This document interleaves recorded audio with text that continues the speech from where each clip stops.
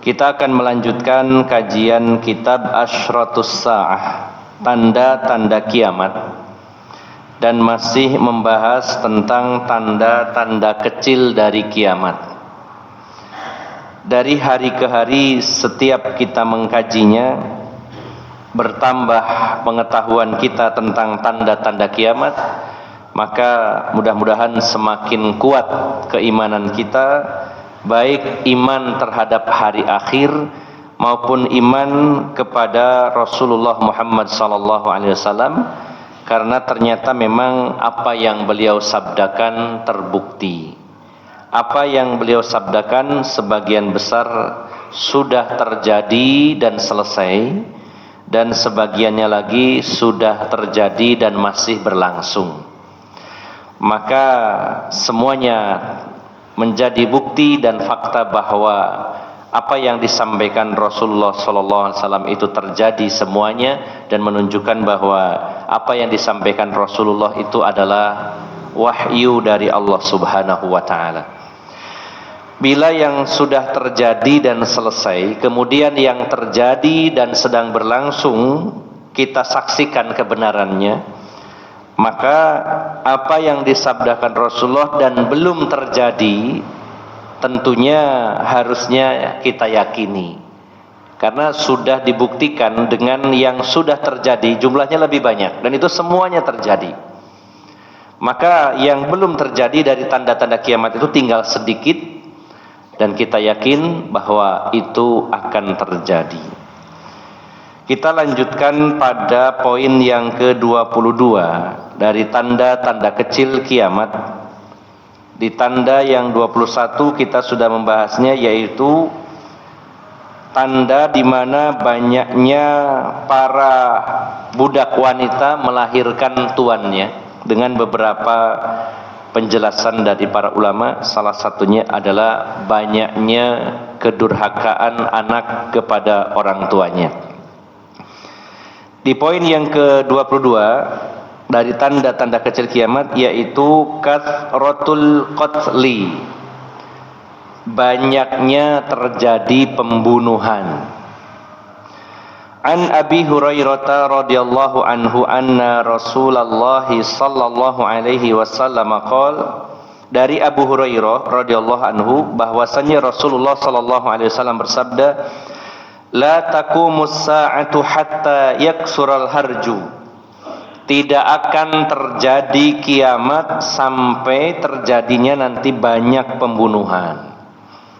Jadi setiap kata yang berbunyi la taqumus sa'ah, tidak akan terjadi kiamat, bukan kiamatnya yang tidak terjadi, namun maksudnya terjadinya kiamat itu bersyarat. Dengan kata lain, bila satu kejadian itu muncul, maka itu menjadi pertanda bahwa kiamat sudah dekat. Beliau sallallahu alaihi wasallam bersabda, tidak akan terjadi kiamat sampai nanti terjadinya banyak sekali al-harju. Qalu, mereka bertanya, para sahabat bertanya, wa mal harju ya Rasulullah, apa itu al-harju? Qala, beliau bersabda, al-qatlu, pembunuhan demi pembunuhan. Hadis riwayat Muslim. Kita bacakan dulu hadis-hadisnya, baru nanti penjelasan dan penjabarannya. Wa fi riwayatin lil Bukhari an Abdullah bin Mas'ud, dalam riwayat Bukhari dari Abdullah bin Mas'ud, Rasulullah bersabda, baina yaday sa'ati ayyamul harji yazulu fiha al-ilmu wa yadhharu fiha al-jahlu. Qala Abu Musa, wal harju al-qatlu bilisanil habasyah. Beliau bersabda, Rasulullah menyatakan, menjelang terjadinya kiamat akan ada hari-hari di mana banyak sekali pembunuhan. Di dalamnya akan hilang ilmu dan meluas merajalelanya kebodohan. Berkata Abu Musa al-Asy'ari, yang dimaksud al-harju adalah al-qatlu, yaitu pembunuhan dalam lisan orang Habasyah, yaitu Ethiopia. Jadi al-harju ini berasal dari bahasa Ethiopia atau Habasyah, yang sinonimnya dalam bahasa Arab adalah al-qatl, yaitu pembunuhan. Kemudian ada hadis lagi yang lebih detail. Hadis berikutnya dari Abu Musa dari Nabi SAW dalam hadis riwayat Imam Ahmad. Jadi yang pertama hadis Muslim, yang kedua Bukhari, yang ketiga riwayat Imam Ahmad. Rasulullah SAW bersabda, "Inna baina yadayi sa'ati al-harju." Menjelang terjadinya kiamat akan banyak sekali terjadi pembunuhan. Qalu wa mal harju? Para sahabat bertanya, apa itu al-harju wahai Rasulullah? Beliau menjawab, al-qatlu, yaitu pembunuhan. Lalu para sahabat berkata, aktsaru mimma naqtul. Inna naqtulu fil 'amil wahidi aktsaru min 70 alfan. Para sahabat bertanya kepada Rasulullah, ya, bukankah kami telah banyak membunuh dan kami atau kita membunuh dalam 1 tahun lebih dari 70.000 orang. Ya, 70 alfan. Maksudnya sahabat ini bertanya, kalau memang banyaknya pembunuhan itu menjadi tanda kiamat, bukankah kita juga sering berperang dan dalam setahun bisa jadi lebih dari 70.000 yang dibunuh? Qala, maka Rasulullah menjawab, innahu laisa biqatlikumul musyrikina walakin qatala ba'dukum ba'da.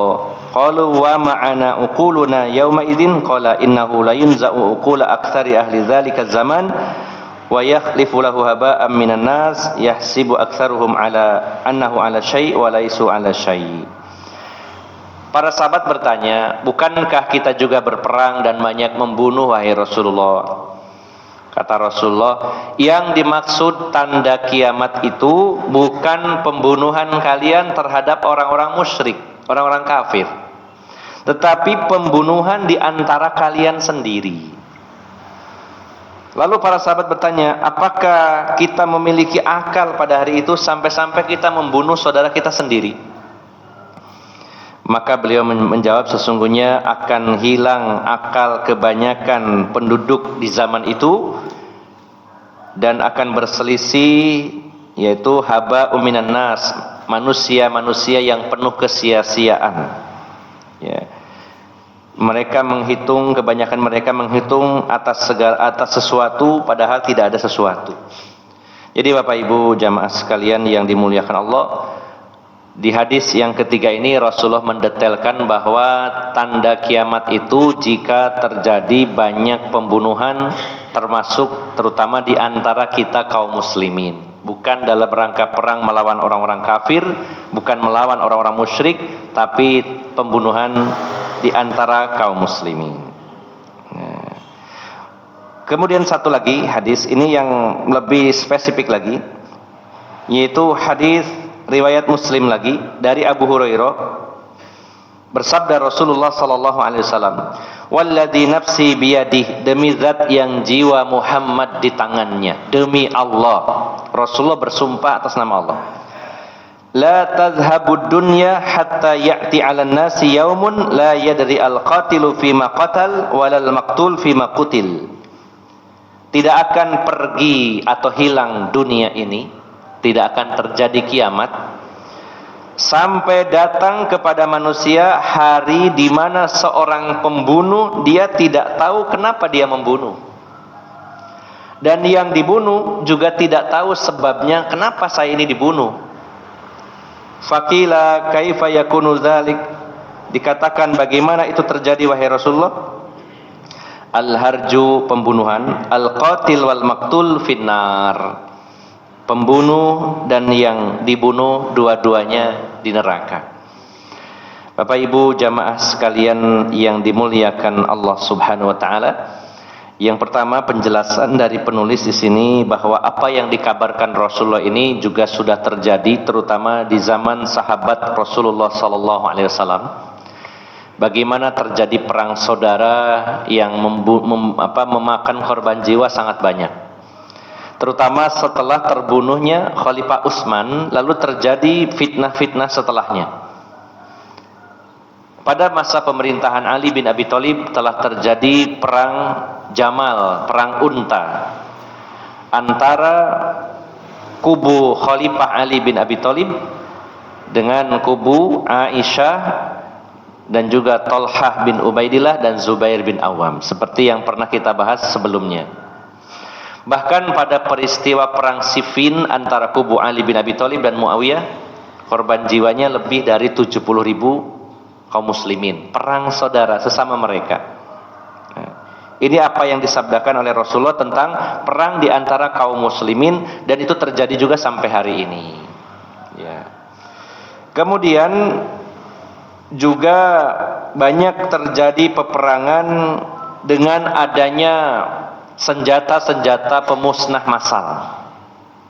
Maka korbannya lebih banyak lagi, di mana korban jiwanya jauh lebih banyak daripada apa yang terjadi di zaman Rasulullah SAW. Ada sebagian orang, terutama orang-orang yang tidak senang dengan Islam, musuh-musuh Islam, mengatakan bahwa kaum muslimin itu adalah orang-orang yang haus darah. Dari zaman Rasulullah suka perang. Ini ada tuduhan dari orang-orang kafir bahwa orang-orang Islam itu haus darah. Bahkan mereka mengatakan bahwa pemaksaan agama dengan pedang, penyebaran Islam dengan senjata. Bapak Ibu jamaah sekalian, bila kita telaah lebih dalam, para ahli sejarah telah mendata berapa sebenarnya korban jiwa yang terjadi di zaman Rasulullah SAW dari akibat peperangan. Ya. Kita tahu bahwa selama 9 tahun sejak tahun kedua Hijriah, barulah Rasulullah mulai perang, memerangi orang-orang musyrik. Sebelumnya selama 13 tahun beliau berdakwah di Mekah tidak terjadi perang. Bahkan saat itu para sahabat sempat meminta izin kepada Rasulullah untuk perang.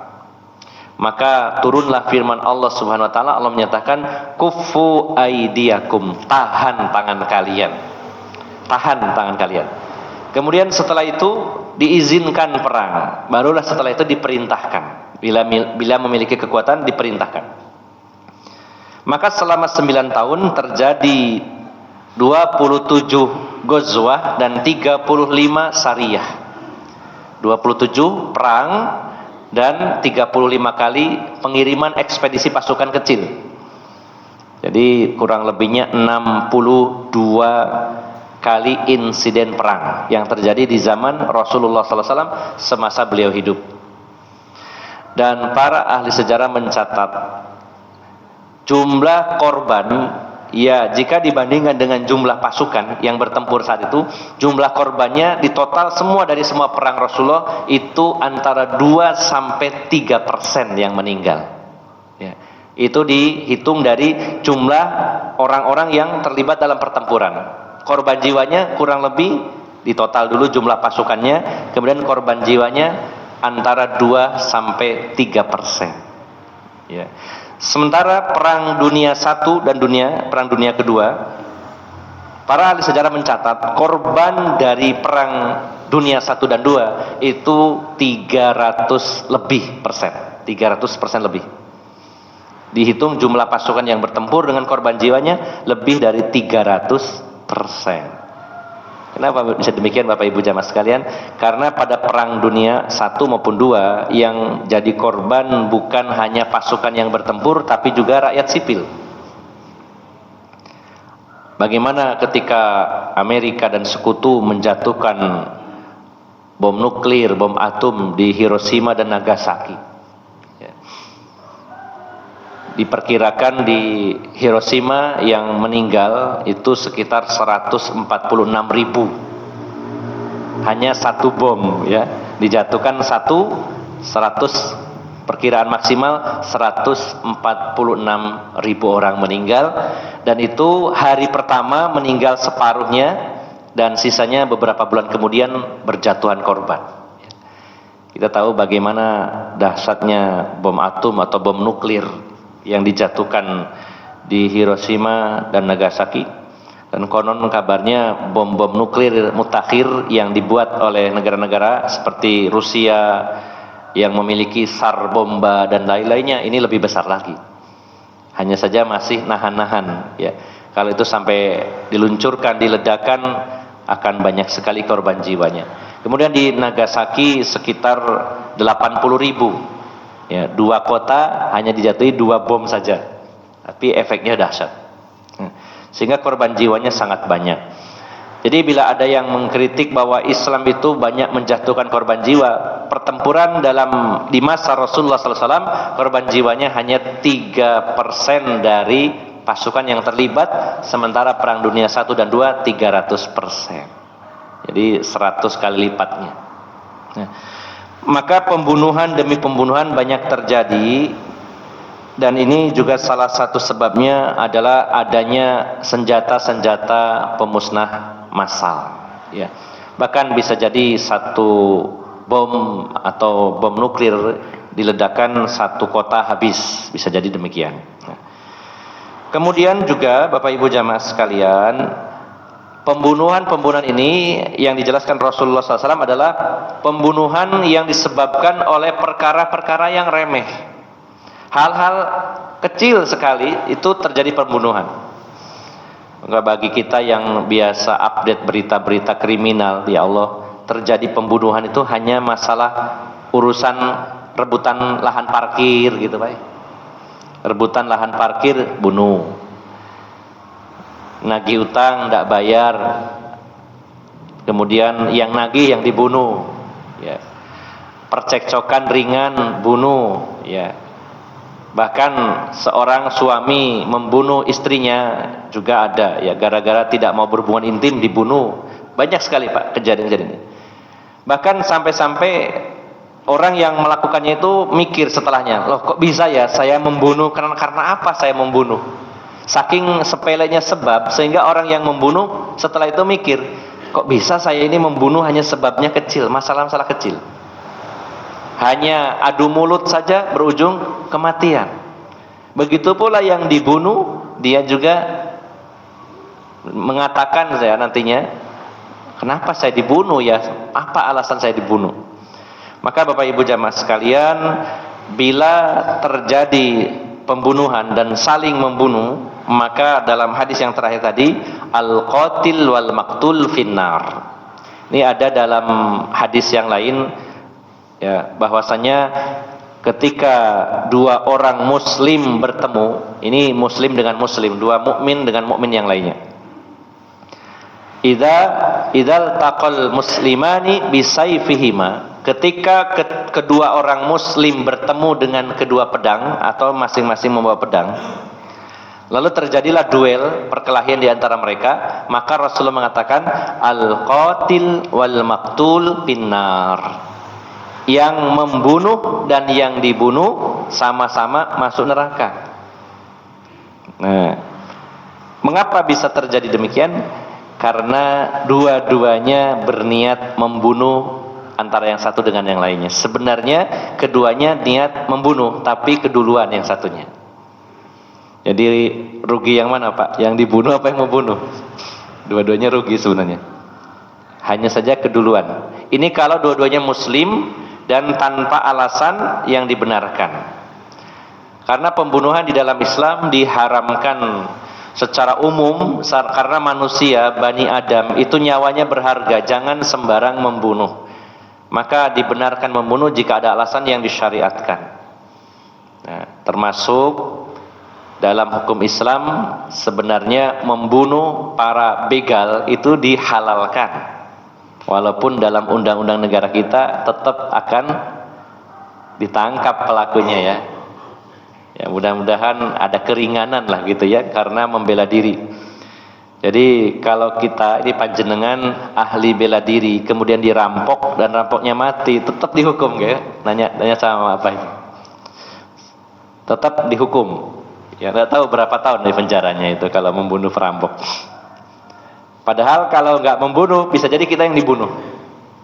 Maka agak sulit di sini ya. Mudah-mudahan ada perbaikan, setidaknya ada keringanan, karena dalam hukum Islam Para ulama sepakat, diantaranya Imam Ahmad bin Hanbal mengatakan bahwa di antara orang-orang yang dibenarkan dibunuh dalam Islam, diantaranya adalah pada kasus kisos. Ini pelakunya adalah pemerintah yang menghukum. Ini dibolehkan mengkisos. Kemudian merajam, ya, merajam juga membunuh bagi para pelaku zina muhson. Kemudian dalam hadis disebutkan yaitu orang-orang yang murtad keluar dari Islam. Ya, sebenarnya orang-orang yang murtad ini boleh dibunuh, sebagaimana yang terjadi pada zaman Khalifah Abu Bakar. Orang-orang yang keluar dari Islam diperangi berarti dibunuh. Ya. Kemudian yang berikutnya yang boleh dibunuh itu adalah para perampok, begal. Bahkan ketika seseorang itu membela diri dan dia yang terbunuh, maka dia termasuk mati syahid. Ya. Rasulullah menyatakan, man qatala duna malihi atau man qutila duna malihi fahuwa syahid. Siapa yang terbunuh karena membela hartanya, maka dia mati syahid. Wa man qutila duna ahlihi, siapa yang terbunuh membela keluarganya, maka dia mati syahid. Yang terbunuh mati syahid. Maka dibolehkan juga sebaliknya, itu membunuh kalau memang itu perampok. Ya, perampok, begal dalam Islam dihalalkan. Hanya saja belum ada kata sepakat antara hukum dalam Islam dengan hukum yang ada di negeri ini, di mana setiap pembunuhan walaupun itu membunuh penjahat tetap ada sanksi hukumnya. Bapak Ibu jamaah sekalian yang dimuliakan Allah Subhanahu wa taala, di akhir pembahasan penulis menyampaikan beberapa hadis yang pada intinya umat atau kaum muslimin di akhirat tidak akan disiksa, tapi siksaan bagi kaum muslimin di dunia ini adalah berupa pembunuhan, kemudian gempa bumi, dan juga fitnah-fitnah. Berikutnya Bapak Ibu jamaah sekalian, jadi poin 22 adalah tanda, di antara tanda-tanda kiamat adalah banyaknya pembunuhan, bahkan pembunuhan yang terjadi di antara kaum muslimin, dan bahkan dengan sebab yang tidak besar, ya, hal-hal yang remeh. Kita lanjutkan satu lagi, di antara tanda kiamat satu lagi, yaitu poin yang ke-23, taqarubuz zaman, saling berdekatannya waktu. An Abi Hurairah radhiyallahu anhu qala Rasulullah sallallahu alaihi wasallam la taqumu sa'atu hatta yataqarubaz zaman. Tidak akan terjadi kiamat sampai berdekatannya waktu. Saya bacakan dulu ada dua hadis. Tidak akan terjadi kiamat sehingga kita menjumpai di mana waktu itu saling berdekatan. Kemudian yang kedua, hadis pertama hadis riwayat Bukhari, kemudian hadis yang kedua hadis riwayat Ahmad. Rasulullah bersabda, la taqumu sa'atu hatta yataqarabaz zaman fatakunu sanatu kasyahri wa takunu syahru kal jumu'ati wa takunu jumu'ati kal yaumi wa yakunu yaumi kas sa'ah wa takunu sa'ah kahtiraqis sa'afah. Jadi Bapak Ibu jamaah sekalian, Rasulullah menyatakan tidak akan terjadi kiamat sampai waktu saling berdekatan. Maksudnya berdekatan itu antara satu waktu dengan waktu berikutnya itu jadi lebih singkat, lebih berdekatan, itu maksudnya begitu. Ada beberapa penjelasan nantinya, beberapa pendapat dari para ulama. Sehingga nanti itu 1 tahun seperti 1 bulan, 1 bulan seperti 1 pekan, 1 pekan seperti 1 hari, 1 hari seperti 1 jam, 1 jam seperti 1 menit, dan seterusnya begitu. Lebih pendek. Walil ulama'i aqwalun fil muradi bitaqarubiz zaman. Para ulama berbeda pendapat tentang maksud berdekatannya waktu itu seperti apa. Ada 5 pendapat. Yang pertama, annal murada bidzalika qillatul barakati fiz zaman. Pendapat pertama, yang dimaksud berdekatannya waktu itu, singkatnya waktu, cepatnya waktu itu adalah sedikitnya barokah pada waktu. sedikitnya barokah pada waktu. Artinya waktunya tetap 1 tahun, tapi barokahnya sedikit. Bisa jadi seseorang berumur pendek, ya, umurnya mungkin 40 tahun atau 35 tahun, tapi kalau barokah umurnya produktif, banyak hasil, banyak pahala. Tapi ada juga orang yang umurnya 70 tahun, hidupnya penuh kesia-siaan. Ini sedikit barokahnya. Maka yang dimaksud tanda kiamat yang nomor 23 ini adalah berdekatannya waktu, itu artinya waktu tetap seperti biasa tapi barokahnya sedikit. Ini pendapat yang pertama. Sebagaimana juga pendapat dari Imam Ibnu Hajar Al-Asqalani. Ya. Bahkan beliau mengatakan di zaman beliau kami merasakan, ya, yaitu cepatnya waktu berlalu, kata Imam Ibnu Hajar Al-Asqalani. Ini yang pertama. Pendapat yang kedua, annal murada bidzalika huwa ma yakunu fi zamanil mahdi wa Isa alaihi salam min istilzadin nasil lil 'aish wa tawaffurul amni wa ghalabatil adl. Ya. Jadi yang kedua, pendapat kedua mengatakan bahwa pendeknya waktu itu terjadi di zaman Imam Mahdi dan zamannya Nabi Isa di akhir zaman nanti.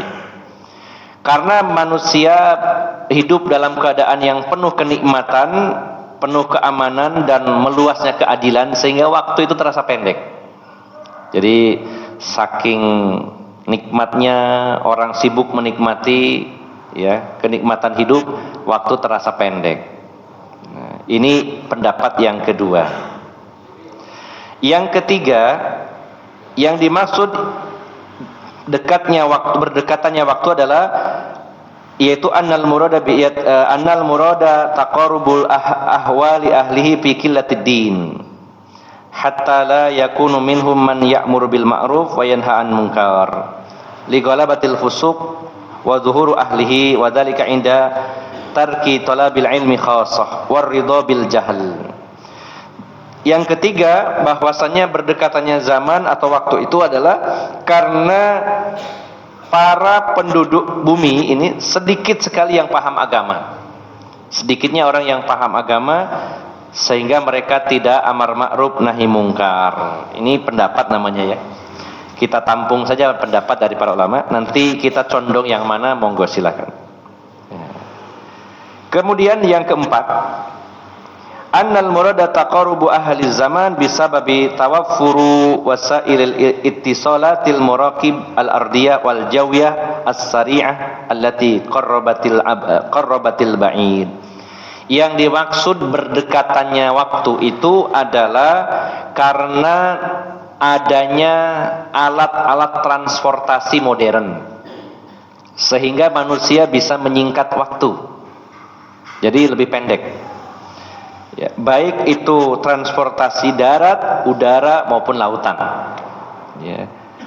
Apalagi setelah ditambah lagi fasilitas jalannya yang lebih baik, bukan hanya kendaraannya yang modern, juga jalannya yang lebih baik, atau adanya jalan-jalan tol misalkan.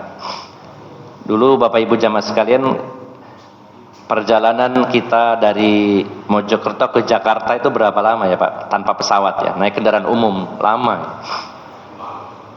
Semalam, ya, bisa lebih ya malah, ya. Bisa lebih. Nah, dengan adanya mobil-mobil yang mungkin lebih sehat, teknologinya lebih bagus, mobil kita secara umum dulu mungkin 80 sudah bagus Pak, ya. Kecepatan 80, zaman-zaman tahun 70-an, 80. Sekarang di tol bisa sampai 200 misalkan, ya, ada yang 150 sampai 200 km per jam, dan jalannya halus, lebar, kemudian sedikit rintangan dan tidak ada lampu merah gitu. Lewat tol hanya saja disiapkan duitnya saja, begitu, ya. Ya, Mojokerto Solo cuma berapa Pak?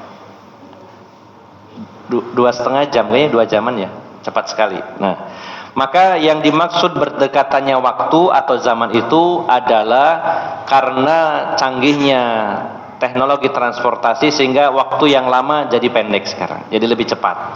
Ini pendapat. Nah, yang terakhir, ini pendapat yang terakhir, annal murada bidzalika huwa ya qasruz zaman wa sur'atuhu haqiqatan. Kalau yang kelima ini, yang dimaksud cepatnya waktu itu secara hakiki. Benar-benar waktu itu akan cepat nanti. Ya. Wa dzalika fi akhir zaman, dan itu akan terjadi di akhir zaman. Jadi berdekatannya waktu itu benar-benar hakiki, artinya real, ya waktunya cepat, lebih cepat. Dan ini akan terjadi di akhir zaman. Pendapat yang kelima ini mengatakan bahwa di akhir zaman waktu yang pendek bisa jadi terasa panjang, yang panjang bisa jadi pendek. Karena rusaknya tatanan alam semesta ini, ya, rusaknya tatanan tata surya dan alam semesta ini, maka sangat mudah bagi Allah menjadikan yang pendek terasa jadi sangat panjang. Nanti kalau kita sudah membahas bab tentang Dajjal, Dajjal itu merusak dunia hanya 40 hari. Dajjal itu muncul kemunculannya hanya 40 hari. Tapi Rasulullah menyatakan hari pertama itu seperti 1 tahun lamanya. Hari kedua seperti 1 bulan. Hari ketiga seperti 1 pekan, dan hari keempat seperti hari biasa. Jadi yang 37 hari normal, tapi yang 3 hari pertama sama dengan 1 tahun, 1 bulan, 1 pekan. Itu 3 hari. Konversinya 1 tahun lebih 1 bulan lebih 1 pekan, padahal cuma 3 hari. Jadi yang waktu singkat, yang pendek terasa panjang. Sehari jadi seperti setahun, atau sebulan, sepekan. Sebaliknya, yang setahun jadi seperti sebulan. Allah mampu membalikan itu. Ini pendapat Allah alam, mana di antara 5 pendapat ini yang benar, maka kemungkinan semua itu terjadi. Maka pada hari ini Bapak Ibu jamaah sekalian, sangat terasa bagi kita waktu itu berlalu begitu cepat. Mungkin panjenengan dan saya pernah merasakan dulu di masa kecil, dari pagi sampai maghrib itu rasanya panjang, Pak. Banyak hal bisa kita lakukan. Saya masih ingat, mungkin di zaman panjenengan lebih lagi, lebih lama lagi. Di zaman saya saja waktu SD, pagi hari subuh ke masjid ngaji, ya setelah subuh masih baca Quran, ngaji di masjid sampai matahari mulai terbit. Itu masih sempat main-main dulu saya, bermain sama teman-teman, kejar-kejaran. Terus setelah itu mandi, sarapan, masih kayaknya lama gitu Pak. Terus berangkat sekolah. Habis sekolah, habis itu ada sekolah diniyah, habis duhur sampai asar, belajar agama lagi. Setelah itu sore main layangan, main bola sampai maghrib. Itu rasanya lama Pak. Banyak hal bisa kita lakukan. Nyari ikan di sungai, nyari belut ke sawah. Waktu kayak panjang gitu Pak. Sekarang nggak kober Pak. Nggak sempat jenengan sebentar aja udah maghrib. Ya. Rasanya belum ngapa-ngapain, sudah maghrib sekarang ya. Masya Allah. Ini waktu terasa begitu cepat. Kita sering kehabisan waktu pada hari ini. Padahal didukung dengan berbagai macam teknologi, tapi rasanya waktu lebih cepat. Kadang-kadang kita hari Selasa seperti ini, kayaknya 2 minggu yang lalu bertemu saya. Rasanya kayak baru kemarin, begitu ya. Baru saja kita ngopi-ngopi, makan jagung dan lain-lain. Kemudian 2 minggu kemudian ketemu lagi kayak kemarin. Nah, ini pada saat ini Pak. Dan itu akan semakin cepat, semakin cepat. Jadi Bapak Ibu jamaah sekalian, ini merupakan pertanda bahwa kiamat sudah dekat, karena salah satu tandanya adalah yataqarrabuz zaman, berdekatannya waktu. Jadi saya simpulkan Bapak Ibu jamaah sekalian, 2 tanda di antara tanda-tanda kecil kiamat, yaitu banyaknya pembunuhan, bahkan banyak pembunuhan hanya dengan sebab yang sepele, sehingga pembunuh dan yang terbunuh pun merasa tidak melakukan hal-hal yang besar, tapi kenapa membunuh dan kenapa dibunuh. Kemudian yang kedua, waktu berlalu begitu cepat, baik itu secara hakiki, waktunya memang jadi cepat, ataupun secara maknawi yang kita rasakan ya, atau berdasarkan pendapat-pendapat yang diketengahkan tadi. Maka Bapak Ibu jamaah sekalian, 2 poin ini betul-betul sudah terjadi dan apa yang disabdakan Rasulullah adalah sebuah kebenaran, maka mudah-mudahan kita diberikan kesadaran oleh Allah Subhanahu wa taala semakin mempersiapkan diri menyongsong datangnya kiamat. Semoga bermanfaat. Mohon maaf atas segala kekurangan. Billahi taufiq wal hidayah. Assalamualaikum warahmatullahi wabarakatuh.